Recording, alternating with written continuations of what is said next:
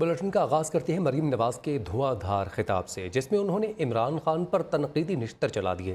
مریم نواز کا کہنا ہے کہ چیئرمین پی ٹی آئی کی سلیکشن کمیٹی ٹوٹ گئی، اب کہانی ختم، سلیکٹرز گھر چلے گئے، سلیکٹڈ خان سن لو، اب دوبارہ تالی نہیں بجے گی۔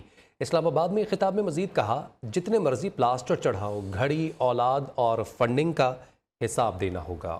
وہ جو 2018 میں تمہاری سلیکشن کمیٹی تھی نا، وہ اب ٹوٹ گئی ہے، سلیکٹرز گھر چلے گئے ہیں، بلکہ دونوں ہاتھوں سے انہوں نے اپنے کان پکڑے ہوئے ہیں۔ کہہ رہے تھے کہ عمران کا گھر جانا ضروری تھا کیونکہ وہ ملک کے لیے خطرہ تھا۔ اسٹیبلشمنٹ کو کہہ رہا تھا کہ میں نے تو تالی کے لیے ہاتھ آگے کیا ہوا ہے، دوسرا ہاتھ نہیں مل رہا۔ الیکشن سے سلیکشن والے ڈرتے ہیں، مسلم لیگ نون نہیں ڈرتی۔ مسلم لیگ نون میدان میں الیکشن کی تیاری شروع کر چکی ہے۔ وہ بابا رحمت اس قوم کے لیے سب سے بڑا بابا زحمت بن گیا۔ عمران خان نے خواجہ آصف کے خلاف ہتک عزت کے کیس میں اعتراف کیا ہے کہ شوکت خانم کو ملنے والی امداد سے $3 ملین کی سرمایہ کاری 2008 میں کی گئی تھی، جو 2015 میں شوکت خانم کو واپس دے دی گئی۔ دوران سماعت کپتان نے بیشتر سوالات کے جواب گول کر دیے اور کئی جوابات دینے کے بجائے لا علمی کا اظہار کیا۔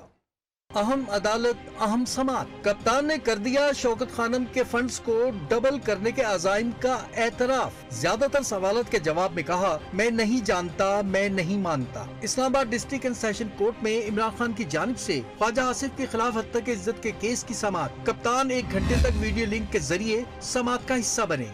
علی شاہ گیلانی کی جرح پر عمران خان نے پھر اعتراف کیا کہ انہوں نے $3 ملین کی سرمایہ کاری 2008 میں کی تھی۔ سرمایہ کاری کی رقم 2015 میں شوکت خانم کو واپس کر دی گئی۔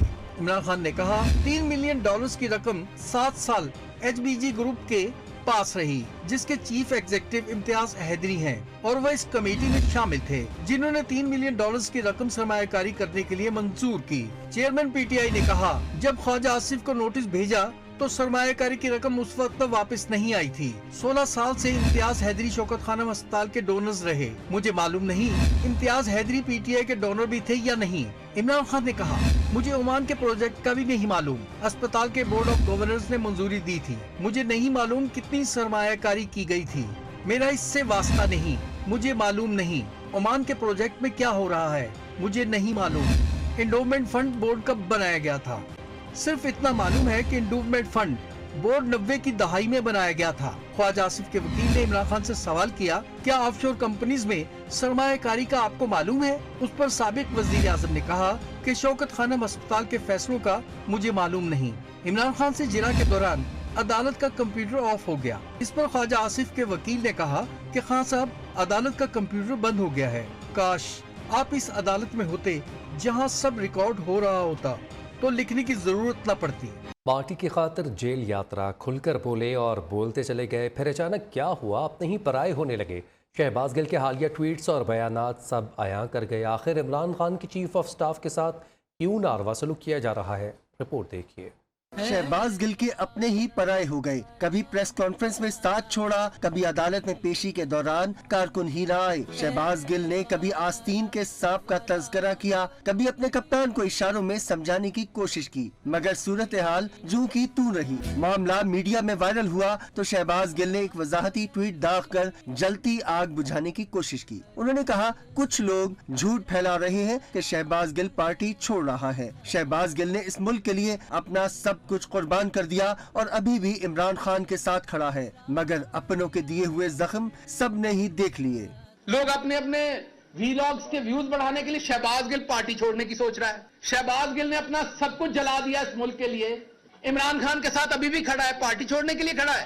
شہباز گل کے گلے شکوے کون دور کرے گا؟ کیا عمران خان بھی نوٹس لیں گے؟ صورتحال کچھ بھی واضح نہیں، مگر ایسے حالات میں شہباز گل کے گلے شکوے جائز معلوم ہوتے ہیں۔ ایم کیو ایم پاکستان نے حلقہ بندیوں کے معاملے پر کراچی میں آج ہونے والا دھرنا مؤخر کر دیا۔ ڈاکٹر خالد مقبول صدیقی کہتے ہیں، امن مشقیں ختم ہوتے ہی ہم دھرنے کی کال دیں گے، رابطہ کمیٹی کے اجلاس میں تاریخ کا فیصلہ کریں گے۔ رپورٹ کر رہے ہیں سرفراز قائم خانی۔ ایم کیو ایم نے حلقہ بندیوں کے معاملے پر دھرنا مؤخر کر دیا۔ ڈاکٹر خالد مقبول صدیقی کا کہنا ہے، ان کا مطالبہ کراچی کو اس کا حق واپس دلوانا ہے۔ کبھی بھی وفاق اداروں قومی سلامتی پر اپنی سیاست کو ترجیح نہیں دی۔ امن مشقیں ختم ہونے کے بعد دھرنا دیں گے۔ جیسے ہی یہ جو امن کی کانفرنس ہے اور جو اس پہ مشق ہو رہی ہے، اس کے بعد ایم کیو ایم بھرپور طریقے سے اس قدم کو دوبارہ اٹھانے کا حق رکھتی ہے۔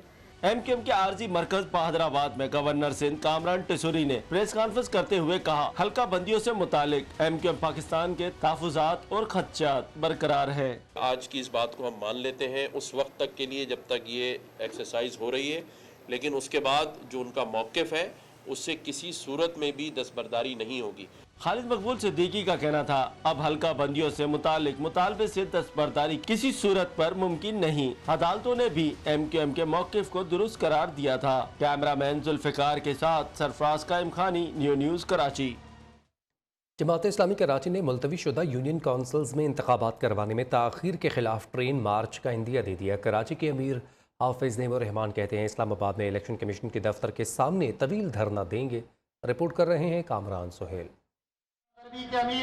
کراچی میں الیکشن کمیشن کے دفتر کے سامنے جماعت اسلامی کا احتجاج، 9 منتخب چیئرمین، وائس چیئرمین اور کونسلرز کی شرکت۔ حافظ نعیم الرحمان کا ملتوی شدہ 11 یونین کونسل میں انتخابات میں تاخیر کے خلاف لاہ عمل کا اعلان۔ کہا الیکشن کمیشن فوری طور پر انتخابی شیڈول کا اعلان کرے، بصورت دیگر الیکشن کمیشن اسلام آباد کے سامنے طویل دھرنا دیا جائے گا۔ عوام کو ان کا حق دو، فیصلے کرو، فارم 11 کے مطابق کرو، فارم 12 کے مطابق کرو، عوام کے مینڈیٹ کے مطابق کرو، ہمیں اس پہ مجبور نہ کرو کہ جب آپ ہیئرنگ کریں تو آپ کے دفتر کا بھی گھیراؤ کیا جائے۔ حافظ نعیم الرحمان نے کہا مطالبات کے حق میں ٹرین مارچ اور ہڑتال بھی کر سکتے ہیں۔ اگر میں کہوں کہ کینٹ اسٹیشن پر سب جمع ہوں گے، تیار ہیں؟ اتنی تعداد سے نہیں کام چلے گا، بہت بڑی تعداد میں کیمپین چلا کر کینٹ اسٹیشن پر پہنچیں گے، تیار ہیں؟ اور پھر یہاں سے ٹرین مارچ شروع کریں گے، تیار ہیں؟ پورے پاکستان کو ساتھ لے کر چلیں گے۔ حافظ نعیم الرحمان کا کہنا تھا جماعت اسلامی وہ جماعت نہیں جسے گورنرشپ اور چند وزارتیں دے کر چپ کرا دیا جائے گا۔ کیمرہ مین نعمان خان کے ساتھ کامران سہیل، نیو نیوز کراچی۔ 170 ارب کے ٹیکسز منظور ہیں، نہ منی بجٹ، حکمرانوں سے حساب ہوگا۔ امیر جماعت اسلامی سراج الحق کا کہنا ہے آئی ایم ایف چھری وزیر اعظم کا ہاتھ اور عوام کے گلے ہیں، ظلم کی انتہا ہو گئی۔ گجرات میں مار گئی مہنگائی مارچ سے خطاب میں کہا کسی نے قوم کو روٹی کپڑا اور مکان تو کسی نے سب سے پہلے پاکستان کے نام پر دھوکہ دیا۔ ایک ایشین ٹائیگر کا جھوٹا نعرہ لے کر آیا تو دوسرا تبدیلی کا چورن فروخت کرتا رہا۔ حالات سب کے سامنے ہیں۔ یہ مارچ شروع کی ہے اس لیے کہ حکومت نے اعلان کیا ہے کہ ہم نے مزید 170 ارب کے ٹیکسز لگانے ہیں، اور وزیر خزانہ نے کہا ہے کہ ہم ایک اور منی بجٹ پیش کرنے والے ہیں۔ پوری آئی ایم ایف اور امریکہ ہاتھ شہباز شریف اور اسحاق ڈار کا اور گلا غریب عوام کا۔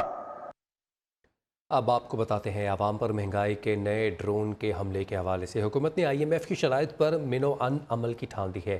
مارچ میں مہنگائی پر قوم پر ستم ڈھائے گی۔ حکومت کو سبسڈی ختم کرنے سے 65 ارب کا فائدہ ہوگا، مگر عوام کا کیا ہوگا بتا رہی ہیں ساتھی اینکر مریم خان۔ مارچ میں عوام کے ساتھ کیا ہونے والا ہے؟ خطرے کی گھنٹی بج گئی، آئی ایم ایف کے احکامات پر عمل شروع ہونے لگا۔ مارچ میں بجلی کے بل اضافی رقم کے ساتھ آئیں گے۔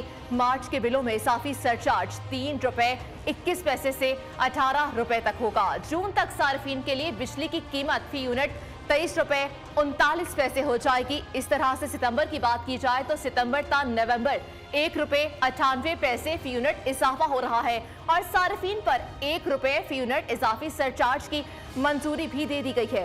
یہ اضافی سرچارج مارچ تا جون وصول کیا جائے گا۔ اس طرح فی یونٹ قیمت 23 روپے سے بھی تجاوز کر جائے گی۔ مشکل فیصلوں میں غریب عوام کے لیے ایک ریلیف بھی ہے، وہ یہ کہ آئی ایم ایف کے شکنجے کا اطلاق 300 یونٹس تک استعمال کرنے والے صارفین پر نہیں ہوگا۔ اس طرح کسان پیکیج اور صنعتی شعبے کے لیے سبسڈی بھی ختم کر دی جائے گی۔ ان دونوں اہم شعبوں کو پروٹین سلیب میں بجلی کے بل بھرنا ہوں گے۔ عالمی مالیاتی ادارے کی جانب سے سخت فیصلوں کے بعد مارچ سے سبسڈی ختم کرنے سے حکومت کو 65 ارب روپے کا فائدہ بھی ہوگا۔ آئی ایم ایف کی شرائط پر 170 ارب روپے کے ٹیکسز کی منی بجٹ کی تیاری۔ منی بجٹ میں فلڈ لیوی، بینکوں پر ونڈ فال ٹیکس لگانے کا جائزہ لیا گیا۔ میٹھے مشروبات اور سگریٹس پر فیڈرل ایکسائز ڈیوٹی لگائی جائے گی. لگژری آئٹم کی درآمدات پر ڈیوٹی میں اضافہ کیا جائے گا. منی بجٹ کے مسودے کو ہنگامی بنیادوں پر حتمی شکل دی جا رہی ہے. IMF کے ساتھ سٹاف لیول ایگریمنٹ کے لیے پیشگی اقدامات کرنا ہوں گے. منی بجٹ کی آرڈیننس یا ایکٹ آف پارلیمنٹ کے ذریعے منظوری لی جائے گی. IMF کے ساتھ پیر کو ورچوئل مذاکرات میں پیش رفت سے آگاہ کیا جائے گا. وزارت خزانہ میں منی بجٹ کے مسودے پر مشاورت ہوئی. مہنگائی کے باعث غریب عوام کی سواری سائیکل بھی مہنگی ہو گئی ہے. بڑھتی قیمتوں کے باعث شہریوں کے لیے سائیکل خریدنا بھی مشکل ہو گیا. تفصیلات کے ساتھ کوئٹہ سے عثمان فانی. برجل پیٹرول کی قیمتوں میں اضافے کے باعث سائیکل خریدنے صرافہ بازار آئے ہیں. کہتے ہیں اب تو گاڑی کو تالا لگانا پڑے گا. آج میں آیا ہوں بازار میں سائیکلوں کی ریٹ پوچھنے کے لیے، تو میں نے سوچا ہے کہ پیٹرول کی ریٹ اتنی مہنگائی ہو رہی ہے تو بندہ جو ہے اپنی بڑی بڑی گاڑیوں کو تالا لگائے، اب سائیکلوں میں گھومے، کیونکہ پیٹرول جو ہے 250 پہ اب پہنچ گیا ہے. شرجیل نے جب سائیکلوں کی قیمتیں پوچھی تو ان کے ہوش اڑ گئے. یہ 10,000 کی چائنا پہلے آتی تھی، یہ کچھ سال پہلے کی 2-3 سال پہلے، یہ آج کل 20,000 میں نیا مل رہا ہے. کوئٹہ میں سائیکل فروشوں کا کہنا ہے کہ مہنگائی کے باعث سائیکلوں کی قیمتوں میں 100% سے زائد کا اضافہ ہوا ہے. کوئٹہ کی مارکیٹ میں زیادہ تر سائیکلیں بیرون ممالک کی ہیں. جہاں سائیکل چلانے سے پیسے کی بچت ہوتی ہے، وہاں صحت کے ساتھ ساتھ ماحول پہ بھی بہتر اثر پڑتا ہے. کیمرامین ظفر علی کے ساتھ عثمان فانی، نیو کوئٹہ. ترکی اور شام میں زلزلے کے بعد ریسکیو آپریشن کو 6 دن گزر گئے. 70 سال خاتون کو 121 گھنٹے بعد ملبے سے زندہ نکال لیا گیا. اب تک 25,000 سے زائد افراد رقمہ اجل بن چکے ہیں، جبکہ 80,000 سے زائد زخمی ہیں. ترک کمپنی نے ہزاروں بے گھر افراد کو سمندری جہازوں میں پناہ دینے کا منصوبہ بنا لیا. ترکی اور شام میں ریسکیو آپریشن کا 6واں روز. 31,000 رضاکار دن رات زندگی کی تلاش میں سرگرداں. 24 گھنٹے کے دوران مزید 60 افراد کی جان بچا لی گئی. کہرمان مراش میں 70 سالہ خاتون کو 121 گھنٹے بعد زندہ سلامت ریسکیو کیا گیا. دیار باکر میں 55 سالہ خاتون کو 122 گھنٹے بعد ملبے تلے سے نکال لیا گیا. شام میں کشیدگی کے باعث ریسکیو آپریشن مشکلات سے دوچار. اقوام متحدہ کے درجنوں ٹرک ترکی کے راستے شام میں داخل ہو گئے. صدر بشار الاسد کہتے ہیں کہ امدادی سامان دہشت گردوں کے حوالے نہیں کیے جائیں گے. ترک کمپنی نے بے گھر افراد کو عارضی طور پر سمندری جہازوں میں پناہ دینے کا اعلان کر دیا. فوری طور پر 3,000 افراد کی گنجائش والے 2 سمندری جہاز ہاتھے کی بندرگاہ میں لنگر انداز ہو گئے. ترکی کے شہر ہاتھے میں ریسکیو ٹیم کے اوپر ملبہ گر گیا. بچ جانے والے رضاکاروں نے ساتھیوں کو ملبے سے زندہ نکال لیا. خوش قسمتی سے کسی کو بھی گہرے زخم نہیں آئے. حکومت اور افواج پاکستان کا ترکی کے بھائیوں کی امداد کمیشن جاری. پاک آرمی کے ریسکیو ٹیمیں اب تک مجموعی طور پر 51 سے زائد جگہوں پر ریسکیو اینڈ سرچ آپریشن میں سرگرم عمل ہیں. ترکی میں زلزلے کے بعد حکومت اور افواج پاکستان ترکی کے بھائیوں کی امداد کمیشن جاری رکھے ہوئے ہیں. شب و روز کاوشوں کے نتیجے میں 6 سے زائد افراد کو زندہ نکال لیا گیا. پاکستان آرمی کی سرچ اور ریسکیو ٹیموں نے 9 سالہ بچے کو 102 گھنٹے کے بعد ملبے تلے سے زندہ نکالا. ترک بھائیوں کی امداد کے لیے NDMA بھی مصروف عمل ہے.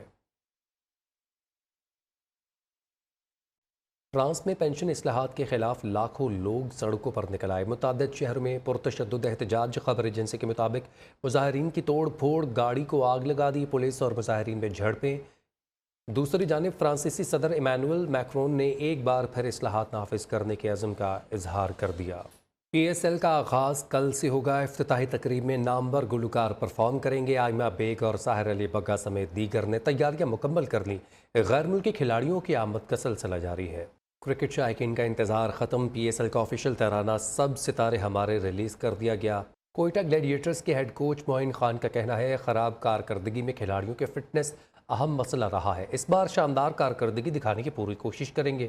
لاہور میں سجا ادب کا بڑا میلہ. پاکستان لٹریچر فیسٹیول کے دوسرے روز معروف صحافی، ادیب، شعراء اور فنکاروں نے شرکت کی. مختلف موضوعات پر سیشنز ہوئے. لاہور سے رپورٹ کریں گی Marwan sir Chaudhry. Arts council of Pakistan Karachi کی جانب سے الحمرا آرٹس کونسل لاہور میں پاکستان لٹریچر فیسٹیول کا دوسرا روز اردو فکشن، پنجابی ادب، مشرقی پاکستان کی تاریخ سمیت موضوعات پر نشستیں. آسما شیرازی کی کتاب کہانی بڑے گھر کی اداکارہ بشرا انصاری، اسما عباس، زارا نور عباس، شان شاہد کے سنگ سیشنز ہوئے، جس میں فنکاروں کی زندگی بارے میں باتوں نے میلہ لوٹ لیا. 21वीं सदी में पंजाबी अदब सेशन और मुस्तनसिर हुसैन के नावल पर डॉक्टर सुगरा सदफ की निजामत में बातचीत का इनेकाद। मुस्तनसिर हुसैन ने अपने नावल भगत सिंह के किरदार पर रोशनी डाली। अदाकार शान के साथ खुसूसी नशिस्त। कहते हैं पाकिस्तान से अदबी शख्सियात खत्म और सिर्फ सियासतदान बाकी रह गए। अदाकार सुहेल अहमद, अदाकारा सनम सईद, यासिर हुसैन और असगर नदीम ने PTV के जवाल पजीर होते हुए ड्रामों पर भी गहरी तशवीश का इजहार किया।